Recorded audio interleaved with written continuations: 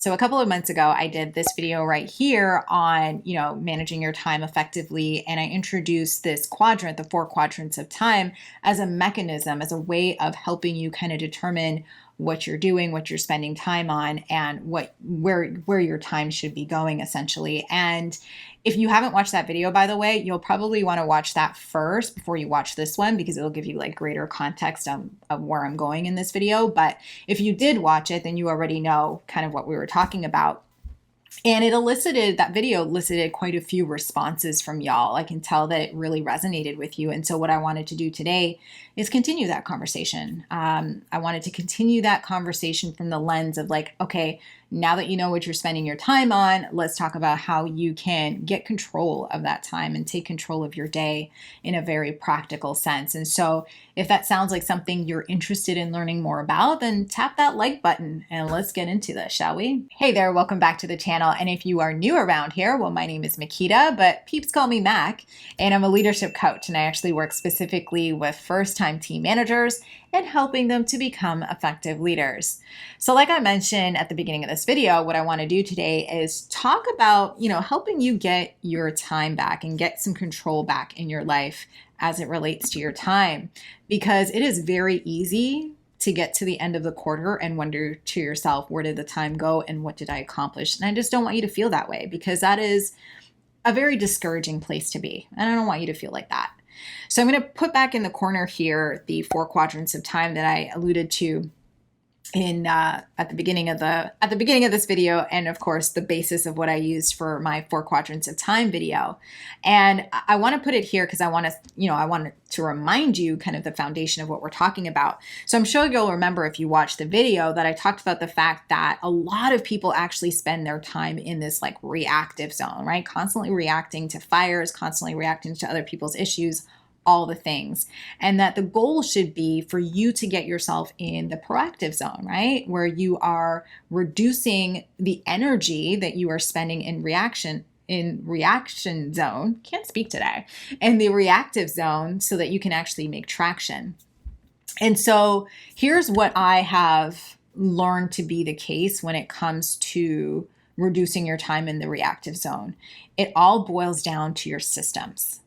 It all boils down to the systems that you have.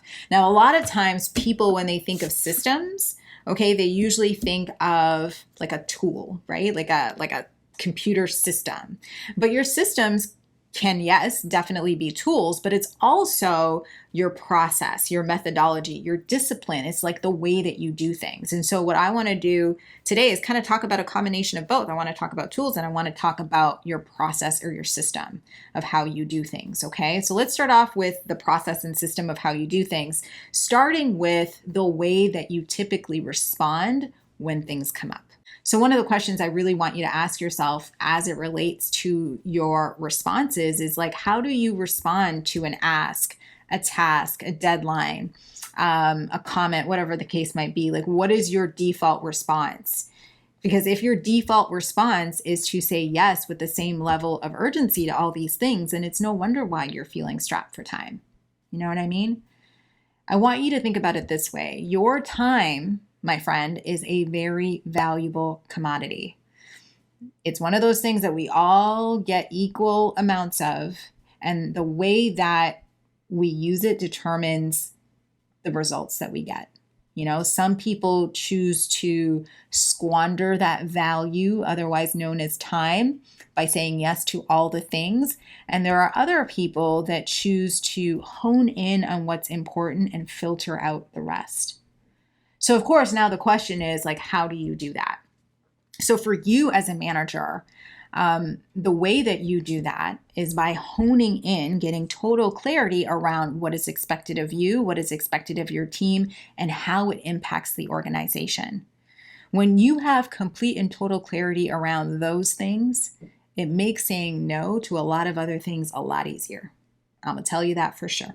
When you operate with that type of clarity, you already know where your time should be spent, how it should be spent. And what you actually begin to do is you begin to ask questions when you are presented with these things. You begin to like pause and think about, hey, is there a better way of doing this?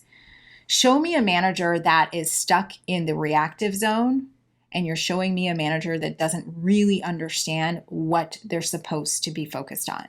That's the key. When you know what you're supposed to be focused on, it makes it a lot easier to say no to things and ask the proper questions so you can make wise decisions. If you've determined right now that your typical default response is to say yes, I want to encourage you to change that process. Change that process from an immediate jump into action to a stop and ask a question. Okay, ask the question of, how does this rack and stack in comparison to my other priorities? Does it need to be me that does this thing, or can it be someone else? And if it is the case that it needs to be you and you do need to jump into action, here's my favorite question that you need to ask yourself. And by the way, if you are multitasking right now, I want you to come back to this video because this is an important question that has changed my world. How can I make this a one-time investment of my time? I'm going to say that again. Whenever I feel like I have to jump into action of something that is reactionary, I ask myself, how can I make this a one-time investment of my time? I don't want to have to be doing this reactive thing over and over again. So what do I need to do to make sure either other people are equipped, or make sure this process is changed, or whatever the case might be, so that I am making a one-time investment that lasts forever? That's one of the most important questions that you can ask yourself if it turns out you do literally have to jump into action and do the thing. So the second system I want to talk to you about that can sometimes keep you in the reactive zone is your note-taking system. I don't know about you, but for me, I'm in a lot of meetings all the time. I'm in this meeting, I'm in that meeting, I'm in whatever meeting, and I'm a pen and paper type of person on top of it. And so that leads to having a lot of notebooks with a lot of notes in it. And while I love my note taking, it makes it so that it is a very frustrating process when I'm trying to look for that note that I took in that meeting the other day. You know what I mean? Because even if you have your notebook dated at the top, sometimes it's just hard to remember, like, when did I have that meeting? When did we have that conversation when we discussed that thing? It's not like you can do like a keyword search in your notebook to, find what you're looking for. And so what I have found incredibly helpful that I do like a combination of is I still use my notes, but I also use a work planner dashboard in Notion to help me keep track of everything, right? To just reduce the amount of time spent in looking for notebooks and flipping through pages.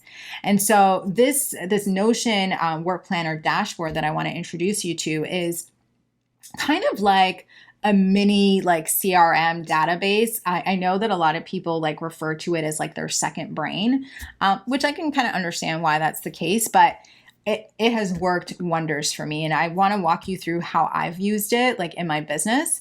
And maybe it might be helpful to you. So let me jump to the computer and walk you through kind of how it goes. Okay. All right. So this work planner dashboard that you're looking at is essentially a notebook on steroids.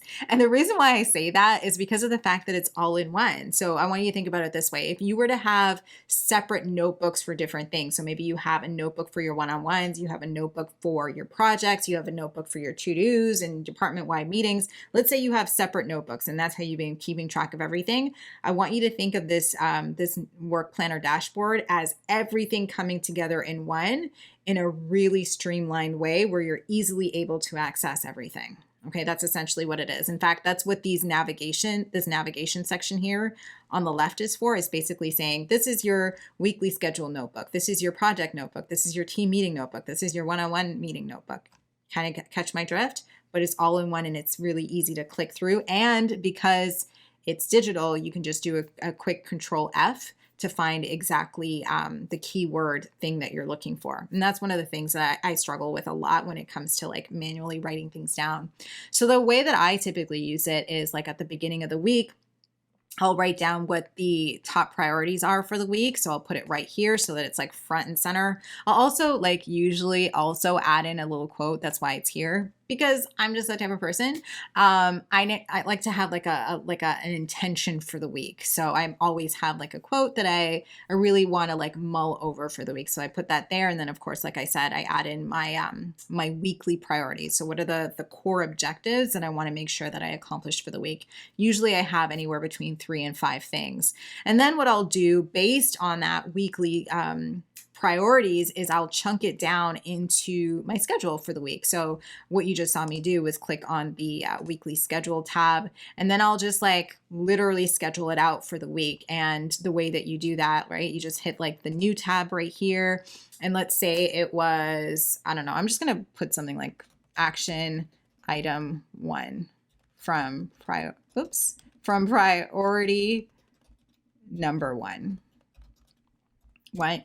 I put it there, and then I would put like, what's the date that I want to do this by?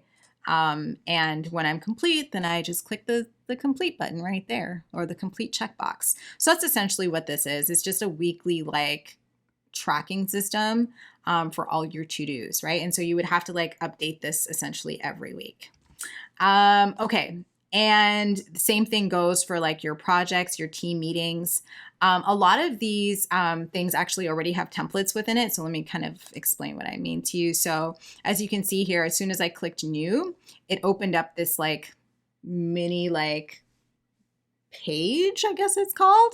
And it's got some templates in here. So if I were to click on, let's say, the team meeting agenda, then what I'll get here is an action item type of an agenda. So you can create like your own templates within this. It's pretty easy to do.